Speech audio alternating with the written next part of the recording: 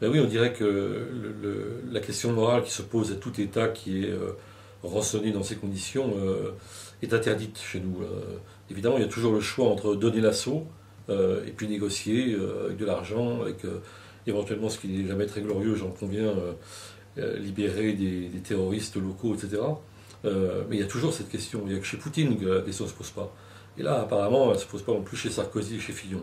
Or, le résultat, c'est quand même que ces deux jeunes gens sont morts, et sont morts sans doute dans une fusillade, et pas froidement abattus, comme ça a été dit par Fillon, et que donc il y avait un autre choix, et que ce débat, non seulement n'a pas été mené avant, ce qui est grave, mais il semble totalement tabou aujourd'hui.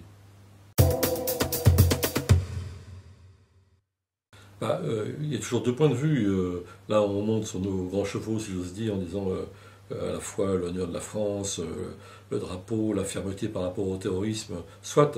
Mais on voit très bien que quand il s'agit là des otages, des 5 otages qui sont également aux mains de l'AQMI, le même Al-Qaïda du Maghreb islamique, les gens d'Areva, bah, on négocie. Et quand il s'agit, fort heureusement, moi je m'en félicite, quand il s'agit de nos deux confrères qui sont prisonniers des talibans en Afghanistan, on négocie.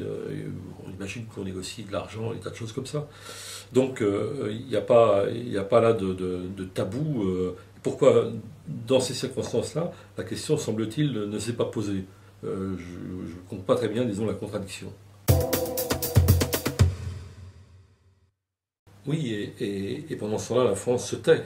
C'est-à-dire que c'est bien ça le lien avec le problème précédent. C'est-à-dire qu'on investit, semble-t-il, des grands principes et la morale, là où, à mon avis, il n'y avait pas tant besoin que ça. Il fallait peut-être surtout se préoccuper de sauver ces deux jeunes hommes.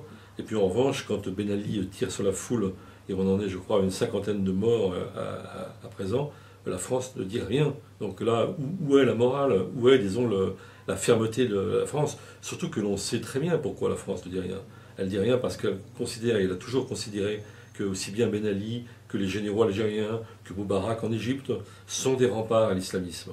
Or, moi, je crois, à l'inverse, que ces dictatures ou ces régimes autocratiques font le lit de l'islamisme. Et donc, c'est vraiment une fausse route totale de la part de la diplomatie française.